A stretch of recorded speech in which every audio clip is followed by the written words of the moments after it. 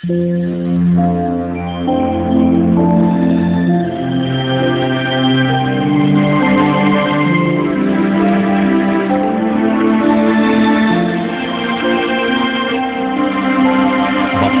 ang bumabasa at ang nangakikinig ng mga salita ng hula at tumutupad ng mga bagay na nasusulat doon, sapagkat ang panahoy malapit na.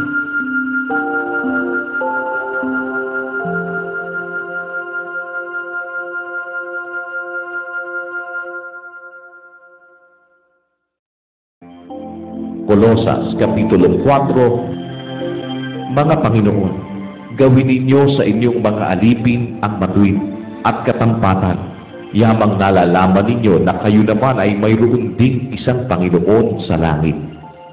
Manatili kayong palagi sa pananalangin, na kayo'y mga kuyat na may pagpapasalamat. Natuloy idalangin din ninyo kami, na buksan sa amin ng Diyos ang pinto sa salita, upang aming salitain ang hiwaga ni Kristo, na dahil din dito'y may mga tanikala ako, upang ito'y aking maihayag, gaya ng aking nararapat na salitain. Magsilakad kayo na may karunungan sa nangasa labas, na inyong samantalahin ang panahon.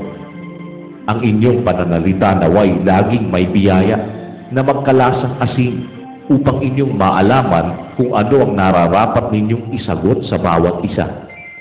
Ang lahat ng mga bagay ukol sa akin ay ipatatalasta sa inyo ni Tikiko, na minamahal na kapatid at tapat na ministro at kasamang lingkod sa Panginoon, na siyang aking sinugo sa inyo sa mga bagay na ito, upang maalaman ninyo ang aming kalagayan at upang kaniyang aliwin ang inyong mga puso.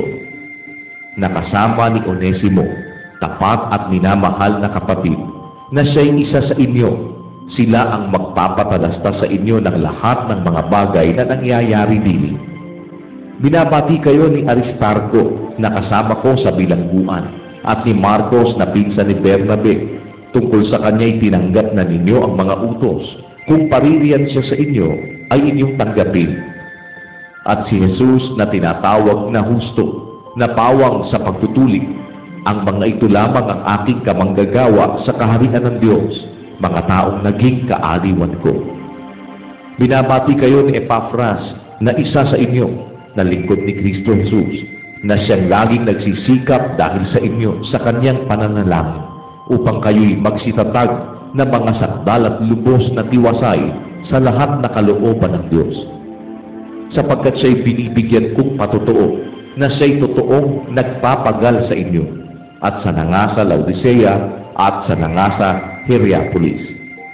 Binabati kayo ni Lucas, ang minamahal na manggagamot, at ni Demas. Batiin ninyo ang mga kapatid na nangasa Laodicea, at si Nymphas, at ang iglesyang nasa kanilang bahay. At pagkabasa ng sulat na ito sa inyo, ay ipabasa naman ninyo sa iglesia ng mga taga-Laodicea, at basahin naman ninyo ang sulat na mula sa Laodicea. At sabihin ninyo kay Arkipo, ingatan mong tuparin ang ministeryo na tinanggap mo sa Panginoon. Ang bating sinulat ng aking sariling kamay, akong si Pablo, alalahanin ninyo ang aking mga tanikala. Ang biyaya'y sumainyo nawa.